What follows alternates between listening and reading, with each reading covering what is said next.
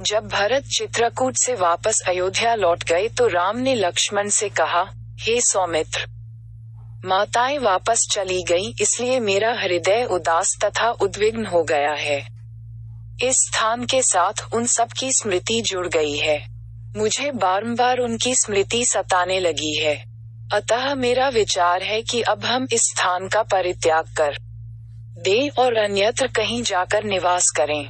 इस प्रकार सीता और लक्ष्मण से अपने विचार का समर्थन प्राप्त करके उन्होंने चित्रकूट का परित्याग कर दिया और वहां से चल पड़े। चलते चलते वे महर्षि अत्रि के आश्रम में जा पहुंचे। उन्होंने परम तपस्वी वृद्ध महर्षि को प्रणाम किया तथा अपना परिचय दिया। महर्षि अत्रि ने उनका स्नेहपूर्वक स्वागत किया। फिर महर्षि अत्रि ने अपनी वृद्धा पत्नी अनुसुईया को मिथिला नरेश की राजकुमारी तथा अयोध्या की ज्येष्ठ पुत्रवधू सीता से परिचय करवाया तथा उनका यथोचित सत्कार करने के लिए कहा। इस पर राम ने भी सीता से कहा, सीते, माता के समान स्नेहमयी अनुसुईया देवी के चरण स्पर्श करो। सीता ने अनुसुईया के चरण स्पर्श किए और उनसे आशीर्वाद प्राप्त किया। अनुसुईया बोली, सीता, तुमने राजप्रासाद के ऐश्वर्य का परित्याग कर अपने पति के साथ वन में, जहाँ पर भांति भांति के कष्टों को झेलना पड़ता है, रहने का जो निश्चय किया है वह तुम्हारा महान त्याग है। मैं तुम्हारे त्याग से अत्यंत प्रसन्न हूँ। तुमने तीनों लोकों में नारी के पतिव्रत धर्म की महिमा को महिमामंडित कर दिया है। हे सुभगे, जो अपने पति के गुण अवगुणों का विचार किए बिना उसे ईश्वर के समान सम्मान देती है और प्रत्येक दुख सुख में उसका अनुसरण करती है, उस स्त्री के चरणों पर स्वर्ग स्वयं न्यौछावर हो जाता है। पति चाहे कितना ही कुरूप, दुष्चरित्र, क्रोधी और निर्धन क्यों न हो, वह पत्नी के लिए सदैव श्रद्धेय है। उसके जैसा कोई दूसरा संबंध नहीं होता। पति की सच्ची सेवा ही स्वर्ग का मार्ग प्रशस्त करती है।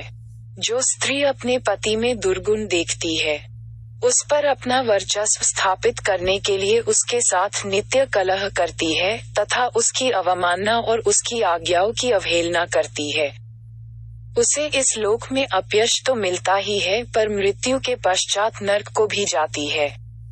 तुम स्वयं समस्त शास्त्रों को जानने वाली हो तथा अपने पति की अनुगामिनी हो, अतः तुम्हें तो किसी प्रकार की शिक्षा देने की आवश्यकता ही नहीं है।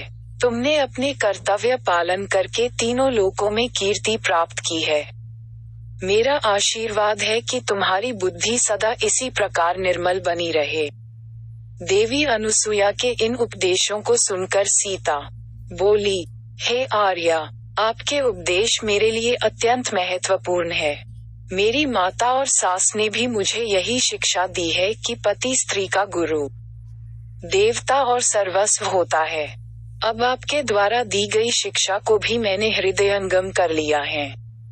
मैं आपको विश्वास दिलाती हूँ कि पति का अनुगमन ही मेरे जीवन का एकमात्र लक्ष्य है और मैं कभी इस मार्ग से विचलित नहीं होंगी। सीता के वचनों को सुनकर अनुसुईया ने कहा, पुत्री, मैं तुझसे बहुत प्रसन्न हूँ। अपनी इच्छानुसार कोई वर मांग।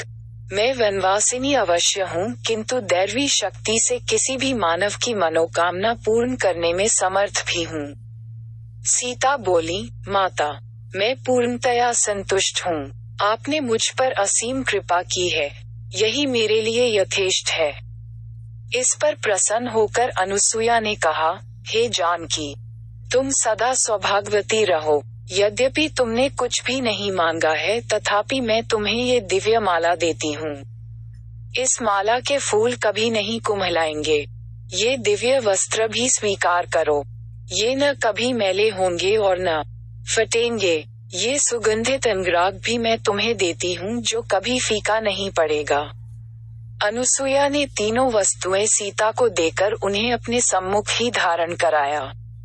उनके चरणों में सिर नवाकर सीता रामचंद्र के पास गईं और उन्हें माता अनुसुईया के दिए उपहार दिखाए। संध्या को सबने एक साथ बैठकर संध्योपासना की तत्पश्चात अनुसुईया सीता को चंद्र की शुभ ज्योत्नायुक्त रात्रि में वन की शोभा दिखाने के लिए ले गईं। फिर आध्यात्मिक चर्चाएं हुई। अंत में सभी ने मुनि के आश्रम में विश्राम किया। प्रातःकाल जब राम ने अत्रि ऋषि से विदा लिया तो वे बोले, हे रघुनंदन, इन वनों में मनुष्यों को अनेक प्रकार के कष्ट देने वाले भयंकर राक्षस निवास करते हैं, जिनके कारण अनेक तपस्वियों को असमय ही कालवित हो जाना पड़ा है। मेरी इच्छा है कि तुम इनका विनाश करके तपस्वियों की रक्षा करो। राम ने महर्षि की आज्ञा को शिरोधार्य किया तथा उपद्रवी राक्षसों को नष्ट करने का वचन दिया। फिर सीता तथा लक्ष्मण के साथ वहां से दंडक वन के लिए प्रस्थान कर गए। अगर आपको वीडियो अच्छा लगा तो सब्सक्राइब करें और शेयर करें एजुकेशन स्टोरी।